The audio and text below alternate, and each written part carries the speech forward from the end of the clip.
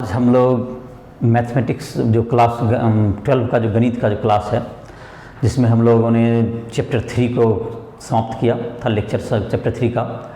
और चैप्टर 3 में जो तुमको मिसलेनियस एक्सरसाइज है जो कि तुमको दिया हुआ है 3.4 के बाद, उन सबों को तुमने बनाने का कोशिश किया होगा। जहाँ तुमको दिक्कत होता है तो राइस्टोरियल ऐप के माध्यम से हमसे संपर्क कर सकते हो। और राइस्टोरियल ऐप को प्ले स्टोर से डाउनलोड करो, उसमें हमारा जो है पर्सनल मोबाइल नंबर दिया हुआ है, जिससे तुम हमसे संपर्क कर सकते हो।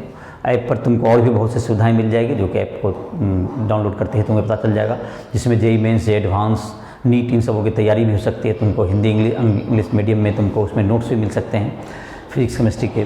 तो इस प्रकार से और भी बहुत सी सुविधाएं मिल जाए, लाइव क्लासेस या तुमको पर्सनल डाउट के लिए तुमको जो चाहिए वो भी मिल जाएंगे। तो जो भी क्वेश्चन नहीं बन रहा तुम हमसे संपर्क कर सकते हो।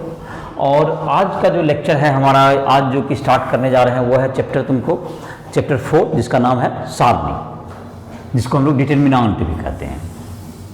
चैप्टर ये 4 नंबर है, चैप्टर 4 अध्याय 4 एनसीईआरटी का, जिसमें कि सारणिक इसका नाम है। तो सारणिक तुमको क्या है, इसमें सारणिक का जो तुम्हारा, जैसे कि आप व्यू में तुम लोग देखते थे, उसका कोई वैल्यू उसको लिखा हुआ रहता था, कुछ नंबर्स। सारणिक के कुछ मान होते हैं। सारणिक जैसे कि तुमको हमेशा एक वर्ग होता है, जितनी पंक्ति और स्तंभ होते हैं इसमें समान होते हैं। सारणिक में पंक्तियों एवं स्तंभ, जो पंक्ति और स्तंभ तो पहले परिचित हो ही चुका है। सारणिक में पंक्तियों एवं स्तंभों की संख्या, पंक्तियों एवं स्तंभों की संख्या समान होती है, संख्या समान होती है, दोनों की संख्या अर्थात वर्ग टाइप का होगा ये। जैसे कि द्वितीय कोटि का है, जैसे एक सारणिक है तुमको इस तरह का, एक सारणिक जो कि 2 का होगा। एक का तो खैर वही मान होगा, जैसे कि एक यहाँ पर लिखा हुआ है, एक गुना 1 का, तो ये तुम्हारा हो गया, इसका तो वैल्यू 5 ही हो गया, इसका वैल्यू होता है। सारणिक का अपना एक मान होता है। अब जैसे द्वितीय कोटि का लेते हैं, द्वितीय कोटि 1, 2, 3 और इधर 4 लेते हैं जैसे, तो इसका मतलब होता है इसको क्रॉस मल्टीप्लिकेशन टाइप से 1 × 4 माइनस 2 × 3, तो इसका वैल्यू होता है 1 × 4 minus 2 × 3, that's equals to 4 - 6 is equal to -2। तो ये इसका सारणिक का मान हो गया द्वितीय कोटि का। और अब जो तुमको है सारणिक का जो तृतीय कोटि का जो वैल्यू निकालने का, जिसमें कि हम लोग इस अध्याय में 4.1 में हम लोग मेनली जो है द्वितीय कोटि का निकालना है। उसके बाद तृतीय कोटि का जो सारणिक होगा उसका हम लोग मान निकालने के लिए इसमें सीखेंगे। तो इसमें पहले होता है किसी भी अवयव का स्थान चिन्ह कहते हैं, अवयव का स्थान चिन्ह, अवयव का स्थान चिन्ह। सारणिक के किसी अवयव का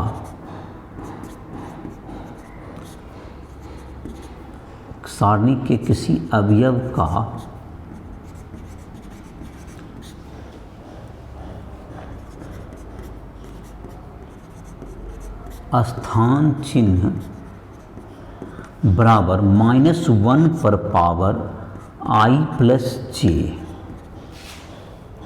जहाँ i बराबर पंक्ति की संख्या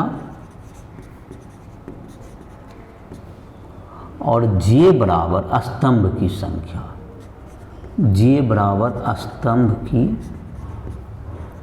संख्या। ये अगर पंक्ति की संख्या और स्तंभ की संख्या, तो जैसे कि तुमको है कोई भी सारणिक है, जैसे कि हम लोग ले लें यहाँ पर का, जैसे चिन्ह लेना है, जैसे चिन्ह 3 × 3 का बताना चाहते हैं, तो -1 पर पावर इसका जो चिन्ह होगा, पहला का -1 पर पावर 1 + 1 दैट इज प्लस होगा। फिर यहाँ पर 1 प्लस पहला पंक्ति दूसरा स्तंभ, तो 3 पावर होगा तो माइनस हो जाएगा, तो यहाँ पर चिन्ह क्या आ जाएगा प्लस, फिर यहाँ पर चिन्ह क्या आ जाएगा माइनस, फिर प्लस, फिर माइनस, प्लस माइनस प्लस।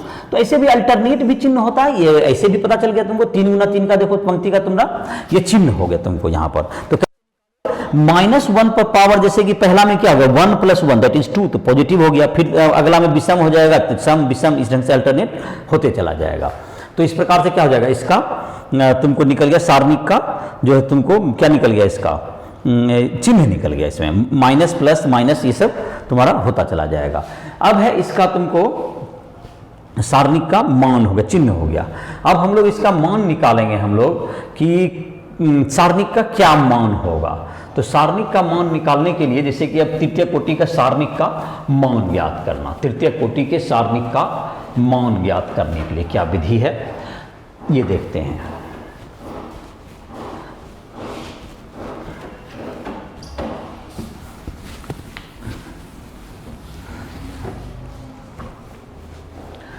तृतीय कोटि का जो सारणिक है उसका तुमको मान, द्वितीय कोटि का तो तुमने देखा ही अभी कि कैसे मान निकालते हैं, क्रॉस मल्टीप्लिकेशन टाइप से कर लेते हैं, उसका मान क्या जाता है, निकल जाता है। अब द्वितीय कोटि का जो है तुमको सारणिक में उसको कैसे उपसारणिक में बदलेंगे और उससे कैसे उसका मान आएगा, इसको देखो निकालते हैं हम लोग।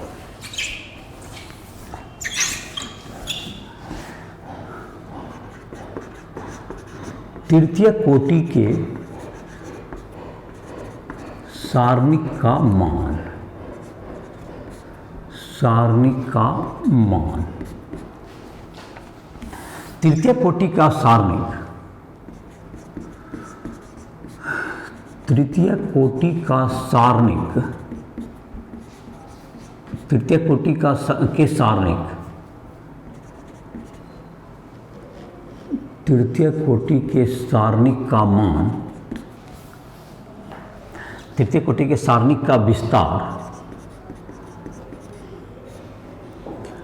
किसी भी पंक्ति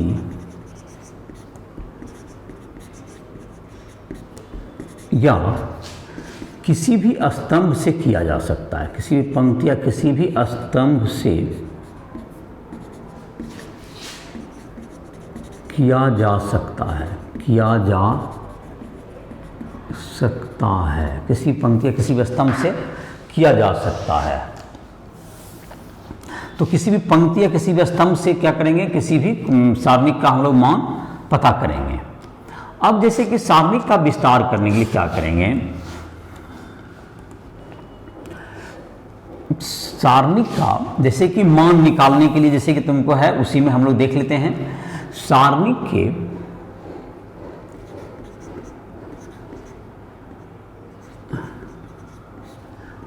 अवयव किस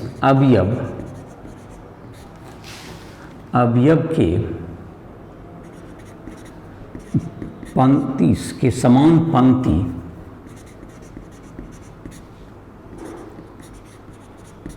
तथा स्तंभ तथा समान स्तंभ के अवयव को छोड़कर, के अवयव को छोड़कर, अवयव को छोड़कर चार अवयवों का उपसारणिक बनाया जाता है, बनाया जाता है, जिसके मान में, जिसके मान में उस अवयव एवं स्थान चिन्ह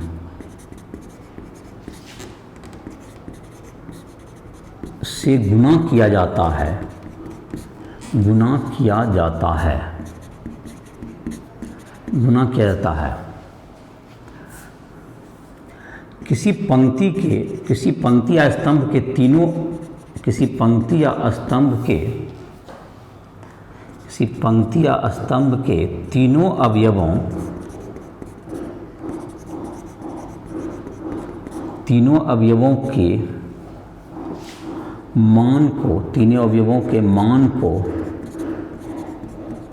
जोड़कर सारणिक का मान ज्ञात कर लिया जाता है, सारणिक का मान ज्ञात किया जाता है। जैसे कि इसमें जितना समझ में आया होगा इसको देखो, जैसे कि अब तुमको उदाहरण देंगे तो ज़्यादा स्पष्ट हो जाएगा तुम्हें। जैसे कि मान लेते हैं इसको, जैसे कि देखो इसको जितना इसमें समझ में आया उसको भूल जाओ। यहाँ देखो सारणिक का मान निकालना बिल्कुल समझ में आ जाएगा। जैसे एक सारणिक है जिसका मान है यहाँ पर 1 2 3 4 5 6 7 8 9। इसका मान ज्ञात करने के लिए जैसा कि अभी तुमको लिख रहे थे कि किसी भी पंक्ति या किसी भी स्तंभ से इसका विस्तार किया जा सकता है। तो हम चाहे तो पहला पंक्ति से इसका विस्तार कर सकते हैं, दूसरा पंक्ति से कर सकते हैं, या तीसरा किसी एक से करेंगे, या पहला स्तंभ, दूसरा स्तंभ या तीसरा, मतलब इसका विस्तार 6 तरीके से हो सकता है। तो या तो एक पहला पंक्ति से, पहला स्तंभ से, पहला दूसरा पंक्ति, दूसरा स्तंभ, तीसरा पंक्ति, तीसरा स्तंभ, 6 तरीका से किसी भी प्रकार से आप चूज कर सकते हैं। हर तरीका से मान समान आएगा। तो मान लेते हैं पहला पंक्ति से हम लोग विस्तार कर रहे हैं। तो पहला पंक्ति से जब विस्तार करेंगे तो पहला पंक्ति में जैसे विस्तार होगा तो डेल्टा जो तुम्हारा होगा, इसका जो मान होगा सारणी का, वो लिखेंगे यहां पर स्थान चिन्ह से भी गुना करना है और इसका अवयव से भी, तो +1 लिख देते हैं इसको, +1। और इसके बाद कहा था एक उप सारणी बनाना है जिसमें कि इसके सामने के पंक्ति का इसको छोड़ देना है और इसको छोड़ देना है, इस अवयव को। तो आपको 4 अवयव मिल रहे हैं। तो 4 अवयव जो है यहाँ उसका एक उप सारणी बना लीजिए जिसका नाम हो गया 5 6 और इधर 8 और 9। ये 5 6 8 9। यहाँ देखो ये तुम्हारा कैसे हुआ, फिर से देख लो, एक इसको पंक्ति वाला छोड़ दिए और स्तंभ वाला भी छोड़ दिए, तो ये तुमको 4 हो गया, 5 6 8 9। उसके बाद दूसरा है तुमको +1, यहाँ पर आप जाएगा -2 हो जाएगा। तो यहाँ पर इसका अवयव है माइनस है, तो यहाँ पर -2 हो जाएगा अवयव, तो -2। तो -2 में क्या हो जाएगा अवयव में, जब ये -2 होगा तो क्या हो जाएगा, इसका जो है तुमको 4, इधर 6 बचेगा। देखो इधर द्वितीय पहला पंक्ति छोड़ दिए, दूसरा स्तंभ छोड़ देंगे, इसके सामने दूसरा स्तंभ में है, तो 4 6 उसके बाद 7 और 9, 4 6 7 9। बिल्कुल समझ में आ गया होगा। अब जाहिर कि पहला पंक्ति से विस्तार कर रहे हैं तो 1 हो गया, 2 हो गया, 2 का देखो चिन्ह माइनस लेगा, ध्यान रहे, इसका स्थान चिन्ह चूंकि ऋणात्मक था, अब इसका स्थान चिन्ह क्या है, धनात्मक है, तो यहाँ धनात्मक लेंगे, प्लस, या फिर जिसे याद होगा तुमको प्लस माइनस प्लस। चलिए तो ये तुम्हारा होगा, अब 3 ये छोड़ देंगे और ये छोड़ देंगे, तो कौन सा बचा, 4 5 और 7 8। यहाँ पर हो जाएगा इसका 4 5 और 7 8। तो चलिए अब इसका मान तो तुमको निकालने आ ही गया होगा, मैं निकाल देता हूँ एक बार। तो ये 1 है, तो 1 से तो गुना करने से कोई फर्क नहीं पड़ेगा, ऐसे लिख देते हैं 1 इंटू क्या होगा तुम्हारा, अब इसको लिखेंगे कितना मल्टीप्लाई करना, 5 इंटू ये क्या होगा तुम्हारा 5 इंटू 9 -6 इंटू 8, ये हो गया 5 इंटू 9 -6 इंटू 8। और यहाँ पर क्या है तुमको -2 है, -2 इंटू क्या आ जाएगा तुमको 4 इंटू कितना हो गया तुम्हारा 9, 4 इंटू 9 -6 इंटू 7, 6 इंटू 7। और यहाँ पे है +3, यहाँ पर क्या है 3 का है तुमको 4 इंटू तुम्हारा हो गया 8, 4 इंटू 8 माइनस हो गया 5 इंटू 7। और इसको कैलकुलेट कर देंगे तो तुम्हारा क्या जाएगा, इसका वैल्यू आ जाएगा, जो कि तुम कैलकुलेट कर सकते हो, इसका वैल्यू 0 आ जाएगा। तुम एक लाइन और कैलकुलेट करके देख लो, इसका वैल्यू आ जाएगा तुम्हारा, जो मैंने डायरेक्टली लिख दिया। तो ये तुम्हारा इसका डिटरमिनेंट का वैल्यू हो गया। तुम समझ में आ गया होगा क्या कर सकते हैं, इसको पहला पंक्ति से कर सकते हैं, इसको पहला पंक्ति से हमने विस्तार करके दिखाया। इसी को तुम चाहो तो पहला स्तंभ से भी विस्तार कर सकते हो। सबों में आंसर क्या आएगा, सेम आएगा। जैसे कि इसका मान निकालना हो तो पहला स्तंभ से भी विस्तार करके तुम अपना चेक करोगे, जैसे कि यहाँ पर जैसे 1 2 3 4 5 6 7 8 9, यही क्वेश्चन था तुम्हारा। अब तुम चाहो तो इसको पहला पंक्ति, दूसरा स्तंभ किसी से भी विस्तार कर सकते हो। तो अगर हम इसको करते पहला स्तंभ से विस्तार करते तो 1 तो तुम्हारा सेम रहता, 1 का इधर से छोड़ते तो ये भी सेम रहेगा। तो यहां पे क्या बचता तुम्हारा, यहां पे 5 6 8 और 9, ये तो सेम ही रहेगा। अब यहां पर -4 होता, प्लस के बाद इधर से भी जाएंगे तो ये माइनस होता, तो ये क्या था -4 में क्या आ जाता तुम्हारा, देखो ये इसको छोड़ते और इसके सामने का छोड़ते, तो यहां पे 2 आता, 2 3 आ जाएगा, -4 में क्या आ जाएगा 2 3 8 और 9 आ जाएगा, 2 3 8 9। अब इसी के बाद 1 के बाद 4 हो गया, 4 के बाद कौन सा आ जाएगा तुमको, +7, +7 आ जाता। तो चलो यहाँ जगह है तो यहाँ लिख दीजिए। 7 में क्या क्या आता देखो, 7 में ये छूटता और इधर छूट जाता, तो तुम्हारा क्या था 2 3 रह ही जाएगा, 2 3 और 5 6 आ जाएगा। तो आप जाहिर है कि इसको एक्सपेंड करने आता ही होगा, तो फिर एक्सपेंड करोगे तो ये आंसर 0 ही आ जाएगा। आई होप कि समझ में आ गया होगा। तो किसी भी तरह से आप करेंगे, पहला पंक्ति पहला स्तंभ, दूसरा पंक्ति दूसरा स्तंभ, कहीं से भी इसका विस्तार करेंगे तो इसका वैल्यू में चेंज नहीं आएगा। तो तुम्हारा जो 4.1 एक्सरसाइज है एनसीईआरटी का एक्सरसाइज, तुमको अब क्या बनाना है, एनसीईआरटी एक्सरसाइज 4.1 और एग्जाम्पल भी बना लोगे, इसको बना लो। जहां दिक्कत हो तो हमसे कभी भी संपर्क कर सकते हो ऐप के माध्यम से, जहां पे फ़ोन नंबर वगैरह तुम्हें मिल जाएंगे। तो तुम जो है 4.1 काफ़ी आसान सा ही एक्सरसाइज है। इसके बाद जो अगला अध्याय है जो 4.2 जो तुम्हारा आएगा अगला एक्सरसाइज, उसमें हम लोग देखेंगे कि कैसे सारणिक के क्या क्या गुण हैं, और गुण के आधार पर बहुत से जो डिफिकल्ट क्वेश्चंस होते हैं, जो अधिकांश क्वेश्चन तुम्हारा जो चैप्टर का इस अध्याय का जो मुख्य चैप्टर होगा 4.2, और ये इसमें तो विस्तार करने के लिए सीखना था, विस्तार करने के लिए आई होप कि सीख जाएगा। इसमें जो फिर से देख सकते हो, किसी भी इसमें 6 तरीका से इसको विस्तार करते हैं, किसी भी पंक्ति या किसी भी स्तंभ से इसको विस्तार किया जा सकता है। और स्तंभ से विस्तार करने में क्या करते हैं, उसका चिन्ह पहले लिखते हैं, पहले उसका स्थान का चिन्ह, और फिर उसका संख्या, और उसके बाद उसका जो उप सारणिक बना, पंक्ति और स्तंभ को छोड़ के उसको बनाते जाइए, और तीनों अवयव का निकाल करके उसको जोड़ दीजिए, जैसा कि यहाँ लिख भी दिए हैं। और आई होप कि आसानी से 4.1 तुम बना लोगे। एनसीईआरटी बुक का भी बना सकते हो, और किसी भी बुक से बनाना चाहते हो उसको बना सकते हो। और जब भी दिक्कत हो राष्ट्रीय लैब के माध्यम से हमसे संपर्क कर सकते हो। तो इसी के साथ इस लेक्चर को समाप्त करना है।